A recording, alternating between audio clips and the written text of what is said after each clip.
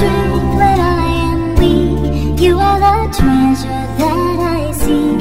You are my all. Hello everyone! Kumusta mga mamshi? So, ito pala yung dala-dala ko yung pagsapi ng aming sofa. Actually, ano to siya, bagong laba.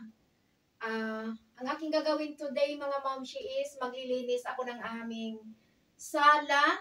And then magpapalit ako ng, ayun, sapi ng sofa. But before ako magpalit ng sapi ng sofa, so maglilinis muna tayo. Magbamap ako and then, ayun, mag-vacuum tayo. So, ito yung ating ganap for today mga mamshi. Maglilinis tayo ng sala and then, but before ako mag-start maglinis is, mag-coffee muna ako. Actually, kakatapos ko lang maligo. Naka-medyas ako. Medyo lumalamig na mga mamshi dito. Nag-i-start na yung, kasi nasa ano na kami, autumn season na kami ngayon. Hindi naman siya as in malamig na talaga. Yung, alam nyo yung sa Pinas, di ba sa atin, pag umuulan medyo malamig. So, ganun pa lang ang temperature namin ngayon. But ito ay papunta na talaga tayo sa katotohanan na taglamig na naman. But before mag-start talaga yung taglamig, nagpahabol muna ako na aking OOTD na magsuot ng ganito, o diba, Charis? Kasi pag mag-start na talaga yung taglamig mga mamshi, hindi na pwede magsuot ng ganito kasi wala ang lamig-lamig eh. So, lagi na naman tayong nakabalot nito, hindi na halos makita yung ating braso, ating mga kasi lagi nakasuot ng mahaba, and then alam nyo na, kasi siyempre nga taglamig. So, magpahabol muna ako ng aking OOTD na ganito, patsyabot. So, ayaw mga mamshi, mag-okay lang muna ang inyong nasa.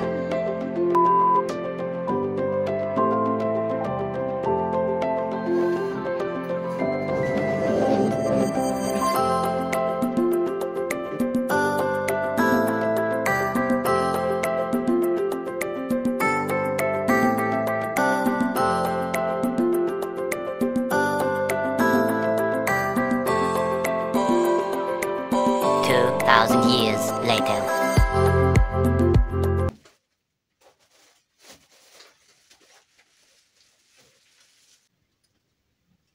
Hello mga mamshi, ayan, kakarating ko lang. Actually, galing kami sa kapatid ni Dodong. Doon kami parang brunch na, breakfast na, lunch. Kasi nag-invite siya. So, kasama ko si Hipag at saka si Bianan. Yung asawa lang ng Hipag ko ang naghatid sa amin doon. Kasi si Dodong sobrang busy, maaga pa siya umaalis. So, kahapon pala mga mamshi, yung aking vlog is hindi ko natapos. Hindi ko na lang tumawag yung Hipag ko na parating sila dito ng nanay niya. So, ayun, hindi ko na siya inilagay kasi parating na sila, nasa kanto na daw. So, hindi ko na itinuloy paglagay yung hinang umaga ko yan bago kami umalis is saka ko nilagay. So, hindi ko na din na vlog kasi nagmamadali na ako dahil aalis nga kami. So, ayun. And then, ayan mga mamshi, anong oras na ba? Hapon na, mga alas 4 yata or alas 5. So, dumaan na din ako sa supermarket kasi marami nang wala dito. Sa bahay mga mamshi. Tinamad kasi ako although nag-grocery naman ako, pero hindi siya pang yung kung ano lang yung gagamitin ko, so yun ang binibili ko. Kasi nung talaga, sobrang sama ng aking, ng timpla ng aking braso talaga. Timpla talaga, parang pagkain. So, ang sakit kasi talaga ng braso ko mga mamshi. So, hindi naman ako makapag-grocery ng madami kasi nga mabigat. Although, malapit lang naman ang grocery, pero syempre, bit-bitin mo, mabigat pa din. Si Dudong naman, hindi ko maasahan ngayon kasi busy talaga sa work.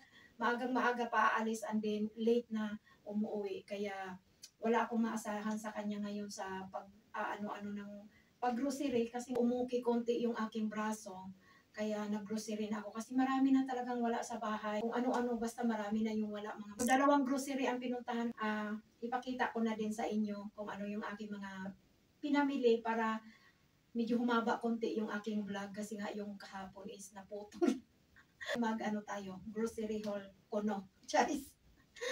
First muna mga mamshis, yung walang katapusang tissue kasi tissue is life talaga nila dito. Next is yung fabric softener. So, yung mga ganito mga mamshi, fabric softener, mga sabon.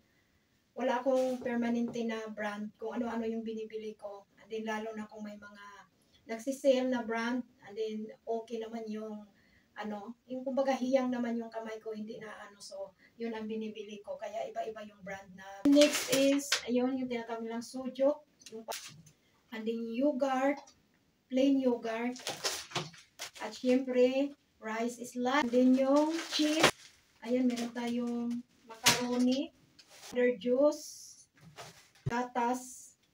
Meron pa akong gatas doon na binili pero ibang brand doon sa iba. Dito no. So ito naman mga mamshi is yung pag gumagawa ko ng mga cake, yung parang papel niya. And then another macaroni. Ganyan mga mamshi kasi kung minsan bigla-bigla ko na lang maisipan magluto ng ganon. And then tinatamad ako. Ito pang to ng yung parang panimpla ng ng burger pa. Yung mga mga pudding. Marami sila. Ayan, marami akong pinamili. And then ito mga mga spices. Ito, ang dami. So ito mga pudding. Ayan, pudding, iba-ibang flavor. Ayan, iba-ibang flavor pinamili ko. Kasi yun, mga pang dessert ba? Ay, nahulog. So, ayan. Ang dami kong pinamili pang dessert. So, ito sa anak ko na gatas na maliit. So, and then, ito mga spice. Is ito, cheese. And then, ito naman mga mamshi is yung parang lumpia wrapper sa atin. Ito siya.